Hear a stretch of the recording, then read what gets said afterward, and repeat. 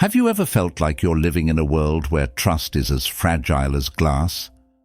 And today, I want to take you on an eye-opening journey through the maze of human relationships. Did you know that trust, the very foundation of all our connections, can be shattered in less time than it takes to blink? Yes, it's that delicate and that crucial. I want you to think about the last time someone broke your trust. How did that feel? Like the ground was slipping away beneath your feet, right? Well, you're not alone. In this video, we're going to explore the unseen, intricate threads that weave the tapestry of trust in our relationships. From the friends who stand by us to the ones who let us down, we'll uncover why trust is the invisible yet unbreakable bond that either holds our relationships together or tears them apart. And I promise you, by the end of this journey, you'll look at your connections with others in a whole new light. So, if you're ready to dive deep into the essence of human bonds and discover how to build stronger, more meaningful relationships, stay with me. This isn't just another talk, it's a journey to the heart of what makes us human. Let's get started. 1. The manipulator. You know, the kind of person who could sell sand in the desert? That's them. But here's where it gets interesting. Manipulators are not just smooth talkers. They're like chess players in the game of life. They know exactly which piece to move to get what they want. And sadly, sometimes we're those pieces. But why are we talking about manipulators in a conversation about trust? Because, my friends, understanding a manipulator is crucial to understanding trust itself. The Stoics taught us something invaluable here. It's not just about what happens to us, but how we react to it. And when it comes to manipulators, our reaction is our power. Think about it. A manipulator thrives on your reactions, your anger, your frustration, your eagerness to please. They push your buttons, not just to get a reaction, but to control it. It's like they have this map of your emotional landscape, and they know all the shortcuts to get where they want. But here's where Stoicism comes into play. The Stoics believed in focusing on what we can control and letting go of what we can't. When you're dealing with a manipulator, what you can control is your response. Instead of getting swept up in their games, step back. Observe their actions with the detachment of a Stoic philosopher. Marcus Aurelius once said, "You have power over your mind, not outside events. Realize this, and you will find strength." Powerful, right? So when you're dealing with a manipulator, remember this.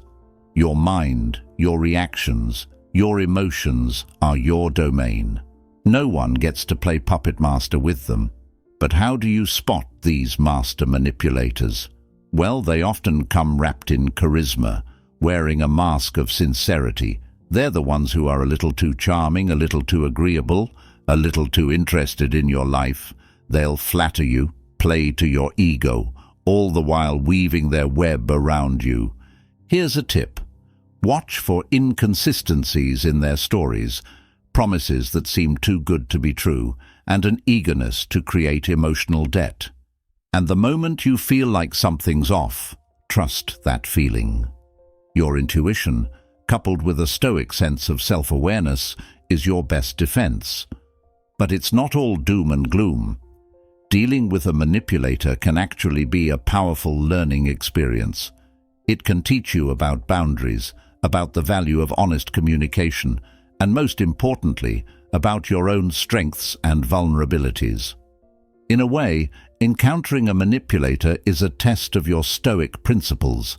It challenges you to maintain your integrity, to stay true to your values, and to not let anyone else dictate your emotions.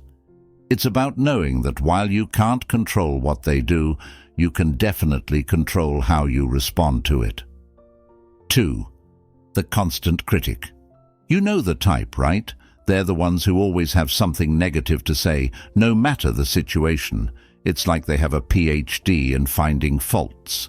Now, why is it important to understand this type of personality, especially in the light of Stoicism? Well, because Stoicism isn't just about enduring hardships, it's about understanding the nature of human behavior, including those who criticize us relentlessly. Remember, the Stoics were big on the idea of focusing on what's within our control, and how we deal with critics is definitely within that realm. So, imagine you're sharing your latest achievement or a new idea with someone, and instead of encouragement, you're met with a barrage of criticism. It stings, doesn't it?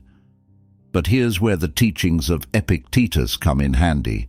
He said, "It's not what happens to you, but how you react to it that matters." This is golden advice when dealing with constant critics. Critics, you see, are often projecting their own insecurities and dissatisfaction onto others. It's less about you and more about their own internal struggles. They might be dealing with feelings of inadequacy, jealousy, or their own unmet goals. Understanding this can shift the way you perceive their criticism. It's not a reflection of your worth, but a mirror of their own internal battles. But how do you handle this constant stream of negativity? First, take a step back and ask yourself, is there any truth to this criticism? Sometimes, even the harshest critique can contain a kernel of truth that can help us grow. This is where the Stoic practice of self-examination comes in. Reflect on the feedback objectively without letting your emotions cloud your judgment. If you find there's no merit to the criticism, then here's a Stoic strategy for you. Practice indifference. The Stoics believed in not giving power to things that don't contribute to our growth. If the criticism doesn't help you improve, then it doesn't deserve your energy or emotional response. Remember, Stoicism teaches us resilience, the art of maintaining our inner peace despite external circumstances. So, when faced with a constant critic, remind yourself of Marcus Aurelius's wise words. You have power over your mind, not outside events. Realize this, and you will find strength. But let's not forget, not all criticism is bad. Sometimes it's necessary for our growth. The trick lies in discerning what to take on board and what to let go. It's about finding that balance, listening, reflecting, and then choosing the path that aligns with your values and growth. And if you ever find yourself slipping into the role of the constant critic, take a moment to reflect. Ask yourself, is my feedback constructive, or am I projecting my own issues? This level of self-awareness is what Stoicism aims to cultivate. 3. The Perpetual Friend. This person seems to be everyone's best buddy, always in the thick of social gatherings, charming and affable. But here's the catch. Sometimes their friendship feels more like a mile-wide lake that's an inch deep. Sure, they're everywhere, but are they really there for you when it counts? Now, why dissect this character through a Stoic lens? Stoicism, at its core, is about authenticity, understanding the nature of things, and fostering genuine human connections. The Perpetual Friend challenges us to look beyond surface-level interactions and ask, what really makes a friendship meaningful? You see, the Perpetual Friend is a master at making connections, but often these connections lack depth. They're like the sun on a hazy day. You can feel the warmth, but you can't quite see the light. It's important to remember the Stoic idea of focusing on quality over quantity. In friendships, it's not about how many friends you have, but the depth and sincerity of those relationships. Seneca, a renowned Stoic philosopher, talked about the importance of choosing friends who are honest, loyal, and have our best interests at heart. Now, think about it. Does the Perpetual Friend fit this bill? They might be fun at parties, always ready with a joke or a smile, but when the chips are down, are they the ones standing by your side? Here's where another Stoic practice comes into play: discernment. It's essential to discern who in our lives are true friends and who are just acquaintances passing through. This doesn't mean we should shun the perpetual friend. Rather, it means understanding their role in our lives and setting realistic expectations. And let's flip the script for a moment. What if you find yourself playing the role of the perpetual friend? Stoicism teaches us the value of self-awareness and introspection. Ask yourself, am I cultivating deep, meaningful connections, or am I spreading myself too thin, trying to be everyone's friend? The reality is, deep connections require time, effort, and vulnerability, something the perpetual friend might shy away from. But remember, as Epictetus said, we have 2 ears and 1 mouth so that we can listen twice as much as we speak. True friendship is about listening, being present, and showing up, not just in the good times, but especially in the challenging ones. 4. The pretender of attention. Picture this. You're sharing something important, and there they are, nodding and murmuring, but their eyes are glued to their phone screen. Frustrating, isn't it? This person is physically present, but their mind is miles away. In the realm of Stoicism, this behavior is a fascinating study. Stoicism teaches us the importance of being present, both in the moment and in our interactions with others. The pretender of attention challenges this principle by offering a facade of presence without the substance of true engagement. Why does this matter? Because meaningful communication is the bedrock of all relationships. When someone pretends to pay attention, they're not just disrespecting your time, they're also eroding the trust and authenticity that Stoicism values so highly. Marcus Aurelius, a Stoic emperor, emphasized the importance of genuine human connections. He would have viewed the pretender of attention as someone missing the essence of true interaction. But let's dive deeper. Why do people pretend to pay attention? Often it's because they're distracted by their own thoughts, concerns, or, more commonly in our tech-driven world, their digital devices. This behavior reflects a broader societal issue where the constant barrage of information has made sustained attention a scarce commodity. So, how do we deal with the pretender of attention? Firstly, it's about recognizing the value of your own words and time. As Epictetus advised, respect yourself enough to walk away from anything that no longer serves you, grows you, or makes you happy. This doesn't mean you should abruptly end all conversations with such individuals. Instead, it's about understanding the level of engagement you're likely to receive and adjusting your expectations accordingly. Moreover, this character offers us a mirror to our own behavior. Ask yourself, am I fully present in my interactions, or am I too a pretender of attention? Stoicism isn't just about observing others. It's profoundly about self-reflection and improvement. Here's a Stoic exercise for you. Next time you're in a conversation, practice being fully present. Listen actively, maintain eye contact, and engage with the person speaking to you. It's a form of respect, not just for the other person, but for the interaction itself. Remember, every conversation is an opportunity to connect, learn, and grow. By being present, we honor the Stoic principles of respect, integrity, and mindfulness in our interactions. 5. The empathy lacking. This is someone who seems to struggle with understanding and sharing the feelings of others. It's like they're watching a movie where everyone else feels the emotions, but they just see the images. From a Stoic perspective, the empathy lacking presents an interesting conundrum. Stoicism teaches us about the importance of understanding our emotions and those of others.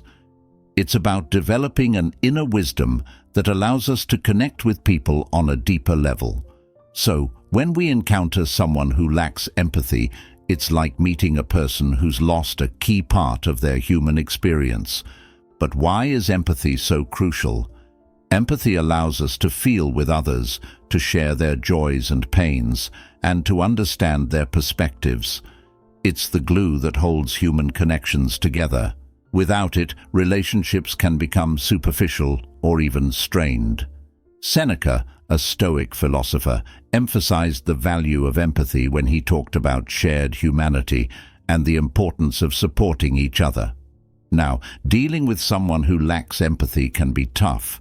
You might feel unheard, misunderstood, or undervalued. It's like talking to a wall. No matter how much you express yourself, the emotional resonance just isn't there. So, what do we do in such situations? First and foremost, it's crucial to recognize and accept that not everyone has the same capacity for empathy. This isn't about excusing their behavior, but about understanding the limitations of their emotional landscape.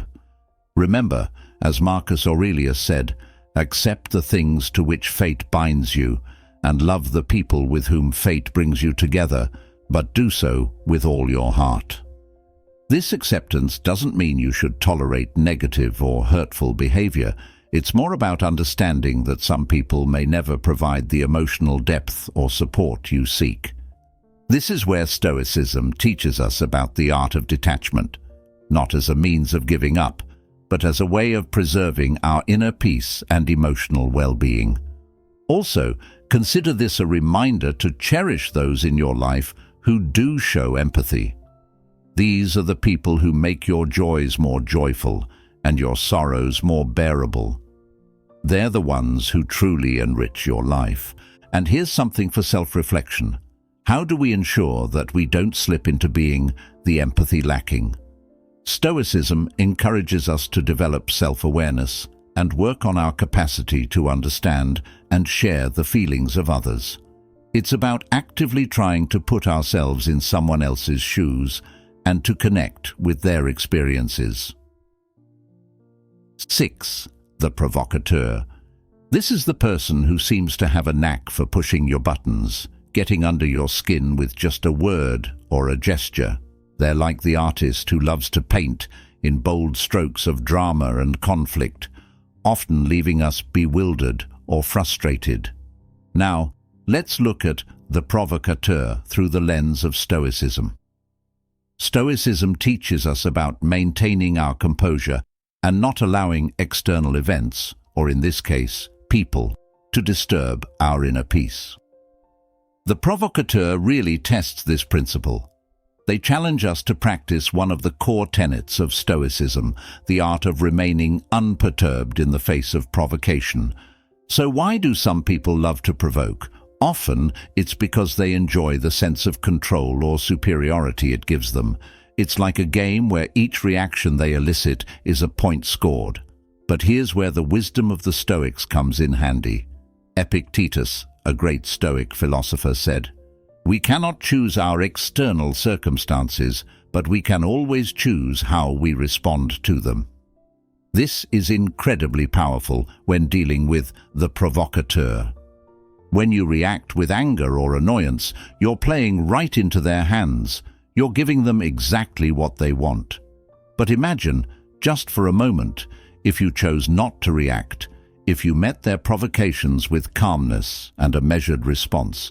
You'd be taking back control, choosing not to let their actions dictate your emotions. Dealing with the Provocateur is also an exercise in self-awareness. It's about understanding your triggers and why certain things get under your skin. Stoicism isn't about suppressing emotions, it's about understanding them and responding with reason and clarity. When you feel provoked, take a moment to reflect. Ask yourself, why is this bothering me? Is my reaction going to improve this situation? And here's something interesting. The Provocateur often reveals more about themselves than they do about you. Their need to provoke may stem from their own insecurities, fears, or desire for attention. Marcus Aurelius, in his Meditations, talks about looking beneath the surface to understand the true nature of people's actions. Also, let's not forget to look inward. Are there times when we, perhaps unintentionally, play the role of the Provocateur? Stoicism teaches us the value of introspection and the importance of being mindful of how our words and actions affect others. In conclusion, understanding and dealing with the provocateur is a profound exercise in practicing Stoic principles, maintaining our inner tranquility, understanding our emotions, and responding with reasoned composure. I'd love to hear about your experiences with the provocateur. How do you stay calm and composed? Share your strategies in the comments below. You never know who might find your advice exactly what they need. 7. The Perpetual Victim. This is the person who always seems to be caught in a storm of misfortune, never at fault, always the target of life's injustices. You know them, right? They're the ones who, no matter the situation, somehow find a way to be the victim in it. From a Stoic standpoint, the perpetual victim is a fascinating study. Stoicism teaches us the importance of personal responsibility and the power of our perceptions. It's about understanding that while we can't always control what happens to us, we can control how we interpret and respond to these events. The perpetual victim, however, often overlooks this empowerment, choosing instead to see themselves at the mercy of fate. Why is this mindset problematic? Well, for starters, it can create a cycle of negativity and helplessness. When someone constantly perceives themselves as a victim, they give away their power to change their circumstances. Remember, as Epictetus said, it's not what happens to you, but how you react to it that matters. This is key in understanding the perpetual victim. Now, dealing with the perpetual victim requires patience and empathy, but also firmness. It's easy to get pulled into their narrative of endless misfortune. While it's important to offer support and understanding, it's equally important not to enable this perpetual victimhood. This is where the Stoic principle of empathy balanced with rationality comes in. It's also vital to encourage the perpetual victim to see things from a different perspective.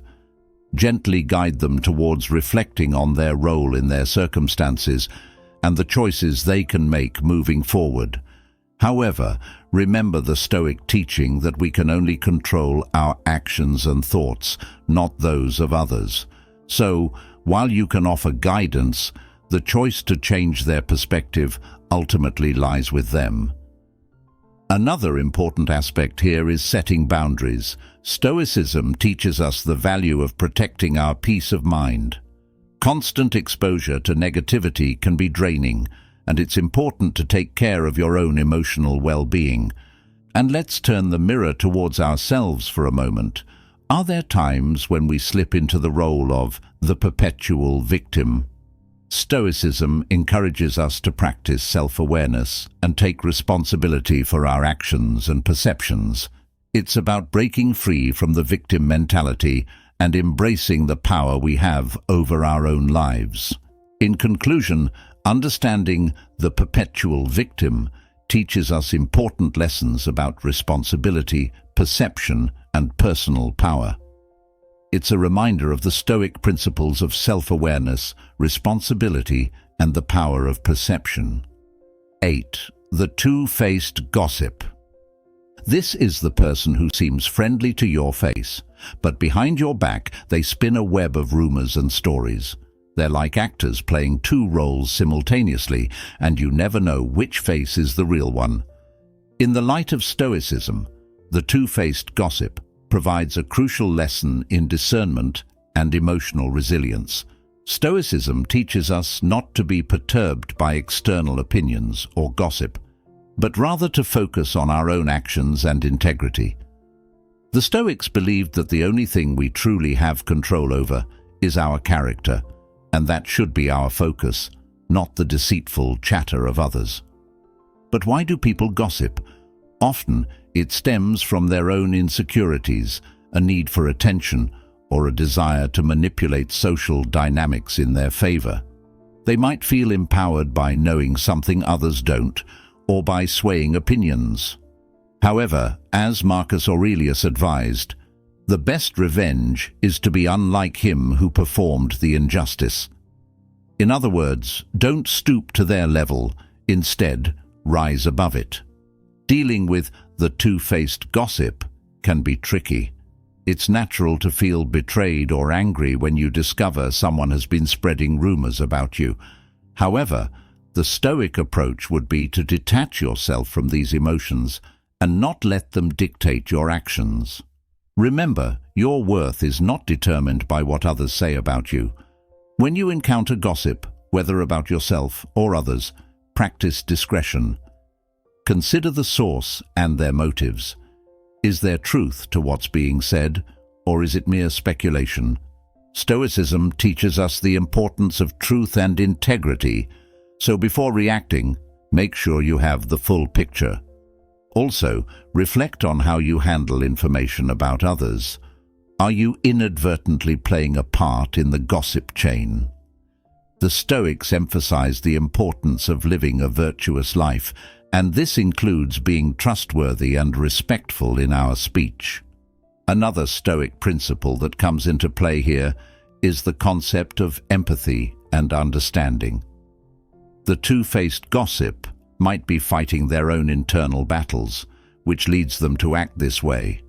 This doesn't excuse their behavior, but it can help us approach the situation with a more balanced perspective. In conclusion, understanding and dealing with the two-faced gossip is about maintaining your integrity, not letting others' words disturb your inner peace, and practicing discretion in your own speech. It's a real-life test of your Stoic mettle. 9. The toxic individual. This is someone who seems to spread negativity wherever they go. Their presence can feel draining, and interactions with them are often fraught with criticism, negativity, and conflict. It's like they carry a dark cloud with them, casting a shadow over your spirit. In the realm of Stoicism, dealing with the toxic individual is a profound exercise in emotional resilience and discernment. Stoicism teaches us about the importance of inner tranquility and not allowing external factors, or in this case, people, to disrupt our peace of mind. The toxic individual tests our ability to maintain our composure and not let their negativity infiltrate our emotional state. So, why do people become toxic? It's often a complex mix of their own unresolved issues, insecurities, and sometimes a deep-seated unhappiness. Their behavior, though hurtful, is usually a reflection of their inner turmoil. As Marcus Aurelius said, "Be tolerant with others and strict with yourself." This means showing empathy towards them, but also being firm in protecting your well-being. Dealing with the toxic individual requires a balanced approach. First, it's important to set clear boundaries. This isn't about being unkind, but about respecting your own mental and emotional space. Remember, you have the right to protect yourself from negativity and toxicity.